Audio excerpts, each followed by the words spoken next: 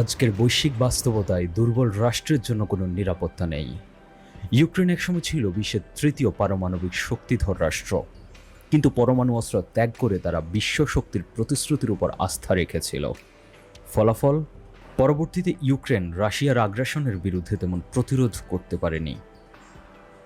বিশ্লেষকরা বলছেন, যদি ইউক্রেনের কাছে পরমাণু অস্ত্র থাকত, রাশিয়া অবলীলায় ইউক্রেনে আক্রমণ করতে অন্তত 10 বার ভাবনা চিন্তা করত। বাংলাদেশ স্বাধীনতার 54 বছর পার করছে, কিন্তু এই সময়ে দাঁড়িয়ে দেশে নেই কোনো শক্তিশালী আকাশ প্রতিরক্ষা ব্যবস্থা।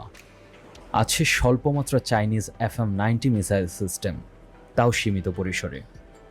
শুধু চাইনিজ FM-90 সহ আরও কিছু এরিয়াল সিস্টেম দিয়ে বাংলাদেশের 1,47,570 বর্গ কিলোমিটারের ভূমি আর 1,18,813 বর্গ কিলোমিটারের সাগরের উপরের বিশাল আকাশ রক্ষা করা যায় কিনা তা দেশের সচেতন নাগরিকদের চিন্তার আকাশে তোলপাড় সৃষ্টি করছে।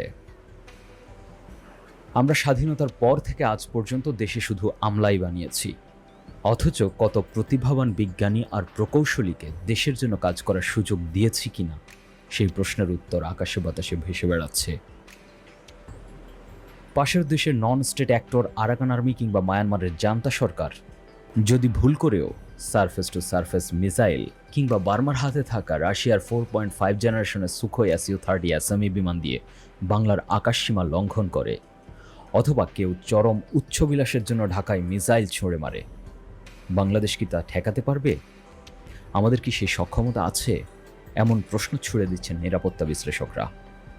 প্রতিবেশী ভারত ও পাকিস্তান উভয়েরই রয়েছে পরমাণু অস্ত্র ও অত্যাধুনিক যুদ্ধবিমান, আর আমাদের বহরের সর্বোচ্চ ক্ষমতা MiG-29। অথচ বাংলাদেশ বিমান বাহিনী ইসরায়েলের আকাশ কাঁপিয়ে দিয়ে লিভিং ইগল খেতাবধারী সাইফুল আজমের লিগ্যাসি বহন করছে। আমাদের বাহিনী এখনও 303 রাইফেল দিয়েও শত্রুর AK-47 কিংবা HK-416 সামনে বুক চিতিয়ে লড়াই করার সাহস রাখে। কিন্তু উচ্চ মহল যদি সেই দেশপ্রেম ও সাহস কাজে লাগাতে না পারে, তবে ব্যর্থতার গ্লানি সারা জাতির জন্য অপরিহার্য হয়ে ওঠে। এদিকে দিন দিন